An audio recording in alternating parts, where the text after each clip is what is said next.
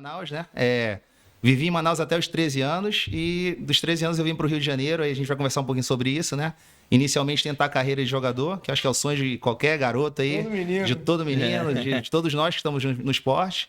E a partir do futebol veio a fisioterapia, então muito papo bom pra gente falar aí. Mas um abraço para todos de Manaus, tenho família lá, tenho certeza que a audiência lá vai ser grande também. Pô, fantástico. Então já vamos partir para esse caminho aí, né? Começar a voltar um pouco no tempo, entender um pouco como que foi, acho que até antes da fisioterapia, né? Como que foi a tua relação com o futebol, né? Porque hoje você trabalha com atletas de alta performance, atletas dos principais times do Rio, e entender como que foi essa paixão. Esse primeiro, teve algum familiar que influenciou, alguma coisa dentro de casa? Como que isso começou, cara? Sim, na verdade, o meu pai foi jogador de futebol profissional, né? Meu pai foi goleiro em Manaus, no Amazonas, nos anos 60, 70. O futebol de Manaus era muito bem visto, chegou a jogar a Série B dos campeonatos brasileiros, né? Meu pai foi goleiro e eu desde pequeno convivia com esporte, sempre apaixonado, né? E pelo incentivo do meu pai, assim, desde muito cedo comecei no futsal, ainda em Manaus, jogando futsal. Com 13 anos eu fiz essa transição do futsal pro campo, né? No time chamado Nacional, um time de Manaus, que é um dos times tradicionais de Manaus. E com 13 anos eu tive a sorte, cara, felicidade, enfim, não sei, Deus, eu acho que foi Deus, né? De ter sido escolhido na época pelo um olheiro do Flamengo, que estava em Manaus, assistindo a final do Campeonato Amazonense. E, cara, tive a oportunidade, né, de eu mais 3 garotas na época do Nacional, de vir para o Rio fazer alguns testes no Flamengo. E foi onde começou a minha história, né? Mas foi muito por influência do meu pai, por ter sido jogador, ter acompanhado essa paixão pelo futebol e acabei tendo um pouquinho de talento ali e parti para tentar ser jogador. Pô, legal. O tempo que o futsal era, assim, os principais times, né? Eles sempre tiveram um trabalho interessante no futsal. Sim. Você pega o Coutinho, né? O Coutinho tem muito vídeo maneiro do Coutinho também. Pois é, o Pedrinho também, Pedrinho e Felipe já faziam aquele trabalho maneiro, parceria junto. Verdade. E, pô, maneiro que o futsal ele trouxe, né? Muita gente migra depois, né? Perfeito. Mas você falou que foi com 13 anos de idade?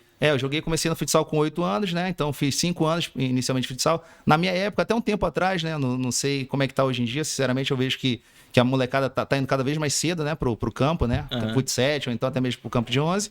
Mas na nossa época, alguns anos atrás, o jogador inicialmente, obrigatoriamente, ele começava no futsal, onde você tinha uma base grande, né, de domínio de bola, domínio orientado, e depois partia para o futebol de campo, né? Então comigo foi mais ou menos assim. É uma coisa que eu acho que eu vejo até que faz falta hoje para alguns atletas. Eu vejo a gente que convive, né? Hoje eu trabalho muito com atletas de formação também, que é 15, 16 anos, a gente vê eles em campo com muita força, muita potência, desenvolvimento atlético muito grande, mas às vezes falta aquele refino que você tem no futsal, né? Eu não sei se tu vai concordar comigo, mas tem atleta que a gente bate o olho jogando e o cara, a penteada que ele dá na bola, tu já vê que o cara tem um fundamento de futsal ali, né? Já vê que o domínio com a sola, né? Pois cara. O Rodrigo do Real Madrid faz muito isso, é muito característico dele. Exatamente. E no futsal, tu jogava de quê, cara? Pivôzão, ala? Eu sempre joguei na frente, né? Eu era pivô, né? Na época, pivô, jogava de pivô. Quando fui pro campo, fui para meio atacante, né? Jogava de meia, de atacante. E depois que eu vim pro Rio de Janeiro, no Flamengo, que eu fui recuando um pouquinho, né? Eu fui pro meio campo, fui pra volante, terminei de zagueiro, depois nem zagueiro mais, virei fisioterapeuta, né? Fui descendo. Fui voltando. Mas assim, tipo, comecei lá na frente, mas no campo, através dos treinadores que acabam identificando, né, a qualidade do atleta. Acho que acontece muito isso. Eu fui recuando e acabei jogando um ano meu último ano de futebol, né, que foi um ano de profissional. Eu terminei jogando a zaga. Então, minha última posição. Quando você tá lá em Manaus, né? Sim. E esse captador, esse olheiro te vê, você tinha 13 anos. Isso. Você vem pro Rio com 13 anos, vem com família, ou vem sozinho? Como que isso aconteceu? Eu vim sozinho na época, viemos eu, mais 3 garotos de Manaus. Eu vim para o alojamento, né, para a concentração do Flamengo. Hoje aqui no Ninho do Urubu, né? Eles têm a estrutura aqui. Na minha época era no bairro do Flamengo, num prédio chamado Morro da Viúva. Era onde o Flamengo recebia os atletas de fora, né? Entendi. Então, inicialmente, eles tinham um local para os atletas em experiência. Caso você fosse aprovado, você ia para uma outra estrutura e ali você ficava morando. Os treinos na época eram na Gávea, ou então no Cefam, na Avenida Brasil, né? Enfim. E lá tinha assistência social, tinha uma estrutura, nutricionista, tinha toda a equipe que morava. E ainda era permitido, né? Que hoje, por lei, eu acho que mudou um pouquinho isso. O atleta, eu acho que o alojamento, ele não pode vir tão cedo, né? Mas na minha época eu vim com 13 anos, fiquei longe de pai, de mãe, amigos. Né? Muito diferente. Imagina, nunca tinha saído de Manaus para nada, né, Como é que foi pra família, cara? O meu pai, por sempre incentivar, né? É um sonho de qualquer garoto. Você imagina você chegar num clube grande, do Rio de Janeiro, vindo de Manaus, né? Então foi a realização de um sonho. Jamais ia te privar disso, né? Não, né? Ele fez parte, né? Ele sabe como é que funcionou. Exatamente. Assim, era muito difícil estar aqui sempre presente, a passagem é muito cara, são quase 5 horas de voo, né? Uhum. Então, inicialmente, meu pai, quando conseguia, vinha de 6 meses, mas, assim, foram 3 anos morando longe dos meus pais, vindo, assim, uma vez no ano, mas tentando o sonho, né? Em busca de um sonho, em busca de um objetivo. Eu acho que hoje, o atleta que vence, ele tem que ter essa mentalidade mesmo, não adianta ter só o talento, né? Sim, então, foi uma coisa que, graças à orientação familiar, que é uma coisa que é muito importante, né?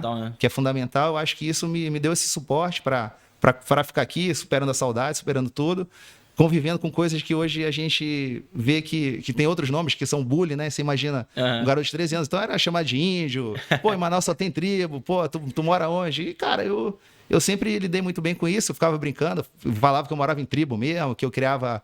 Então... Entrava na pilha ali, Entrava na pilha, você vai criando essas cascas de se defender também, né? Então, eu, graças a Deus, assim, olho para trás e vejo isso tudo como um aprendizado, né? Então, só me trouxe coisas boas aí pra vida. Deixou forte, né? Foi muito bom, foi muito bom. É legal. E essa migração, assim, você sai do futsal, passa a jogar futebol de campo. Sim. Isso acontece no Flamengo também, ou você sai do Flamengo? Não, aí eu jogo no Nacional, time de Manaus, né? Durante 6 meses, venho pro Flamengo, faço os testes, sou aprovado. E desde então eu fico só no campo do Flamengo, né? Na época ficamos. Quando você já vem pro campo, não? Já venho pro campo, venho pro campo. Vim só pro campo. Já tinha jogado 6 meses de campo em Manaus, aí adaptação rápida também. Venho pro Flamengo e na época, para você ter noção, assim, tipo, quando eu fui aprovada, né? Fui aprovada inicialmente no Sub-13, mas fiquei no Flamengo até o Sub-17, né? Juvenil, né? Na época a gente chamava.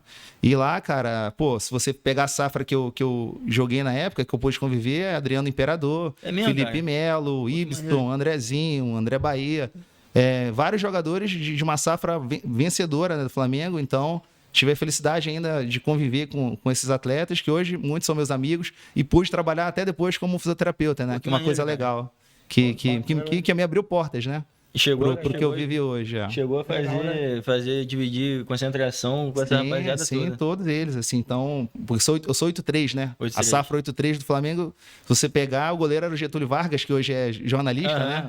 Acho que ele tem até um podcast também. Isso, tem um podcast, o canal GV, um abração pro GV é nota 1000. Aí os zagueiros eram André Bahia e Henrique, 2 profissionais que chegaram profissional, tiveram uma carreira boa. Ibson, Felipe Melo, Andrezinho, cara, Adriano Imperador, que era um ano mais velho que a gente, mas a gente batia a categoria também. Então, muita gente boa. Aquele Alessandro, ele jogou nessa época? O Alessandro era um pouquinho mais velho, né? Ele já era 80, então, mas a gente era do juvenil, ele já era do sub-20. Mas a gente, assim, na concentração, convivi com todos eles, né? Com Roma, tem Alessandro. História com essa rapaziada? Cara, tem umas histórias boas, porque... Uma, assim, que eu lembro muito, assim, que eu sempre encontro, eu até agradeço e brinco, é que quando eu vim com 13 anos, muito garoto, e você imagina, você mora no alojamento, você tem os garotos sub-13, sub-15, sub-17, sub-20. Meio que dá uma dividida, mas é todo mundo junto, né? E quem é que manda na parada ali? Os do sub-20, né? Mais velho. Exatamente. Então, cara, tu vira escravo dos caras, né? Então, logo que eu cheguei, assim, eu já vi quem é que eram os manda-chuvas ali, que era o Alessandro e o Coquinho, que era o outro zagueiro também, que já era do sub-20. Eu falei, cara, são esses caras aqui que eu tenho que, meu irmão, ser escravo desses caras aqui para não deixar as coisas chegarem até mim. Então, Neto, vai pegar um salgado para mim lá no posto. Eu ia, Neto, pega ali meu tênis, não sei onde. Então, cara, era mais ou menos isso, assim. Mas na hora também que a porrada comia, eu tava defendido ali pelos caras que eram os cobras de lá, né? E muitas coisas boas, assim, e ruins também, né? Você vê, às vezes, garotos que acabam indo para outro caminho, né? A gente, você imagina, no Rio de Janeiro, às vezes vem de locais que não tem tanta orientação, né? Você acaba fazendo amizade com amigos que moram em um lugar, em outro, acaba se envolvendo, aí vai para baile funk, e acaba que a carreira às vezes fica pelo caminho também, né? Por essas amizades, por falta de orientação. Então foi, cara, muita coisa boa que eu vi, muita coisa ruim também, assim, que você aprende com elas, né? Mas eu tenho só lembro isso de coisas boas, assim. Foi bem legal. Com certeza. Esse tempo de concentração. Uma cabeça boa, cara, porque, poxa, 13 anos, 14, 15 anos. Sim, exatamente. Conviver com essas pessoas assim. Porque você faz amizade, você é garoto, você conhece aqui essa. Vai bem sozinho também. Sozinho, né? Você vai pra escola, você vai. Mas eu lembro que quando eu vim, assim, tipo, minha mãe, na época, assim, sempre muito zelosa, falou: só te peço uma coisa, assim, cara, me promete que você não vai deixar de estudar, que você vai pra escola, você pode treinar, correr atrás do teu sonho, mas a gente não sabe como é que vai ser. E eu era um dos poucos que ia para a escola à noite, né? Que a gente treinava ou de manhã de tarde, estudava à noite.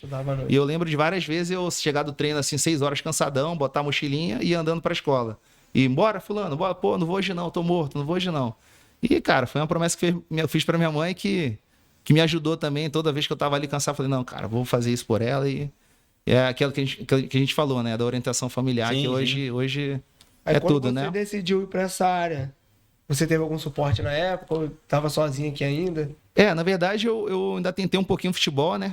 Depois que eu saio do Flamengo, em 2000, foi ano de 2000, eu tava com 17 para 18 anos, eu já tava meio sem espaço lá, muita gente boa, vai funilando, né, cara? Porque futebol, a gente tá com um convidado aqui que não pode mostrar, mas ele é do futebol, ele sabe como é difícil, você vai funilando, você vê jogadores que são fenômenos na base, que as coisas vão chegando perto do profissional, acabam ficando pelo caminho, não foi diferente comigo. Então, eu deixei de ter meu espaço no Flamengo, falei, cara, vou precisar sair daqui, buscar um novo espaço, aí saio do Flamengo, vou pro América do Rio, na época, ainda, no primeiro ano de sub-20, jogo um ano. Na época, o treinador do América era o Zagalinho, filho do Zagallo, né? O treinador. E o Zagalinho, logo em seguida, a gente faz o Campeonato Bom Sub-20, vai pro Botafogo e leva alguns atletas do América. Eu vou pro Botafogo ainda, no meu segundo ano de sub-20, mas Botafogo na época, estrutura muito ruim. Nossa, se a gente parar para falar como é que funcionava na época, vocês não vão acreditar, assim, tipo, não tinha uniforme de treino, a gente levava, o campo muito ruim, estrutura. Onde era? Na época era Marechal Hermes. Marechal Hermes. A estrutura da base era Marechal Hermes, né? E aí, cara, pô, você não tinha ajuda de custo, nada, né? Aí você vai desanimando também um pouquinho. E aí, meu último ano de futebol é em 2003 que eu volto para Manaus. Meu pai estava por lá na época. E eu vou para um time chamado São Raimundo, que é um time que jogava a Série B do Campeonato Brasileiro na época. Jogo um torneio sub-20, subprofissional, profissionalizo lá no São Raimundo e faço o ano de 2013 inteiro no profissional do São Raimundo já, com 19 anos, né?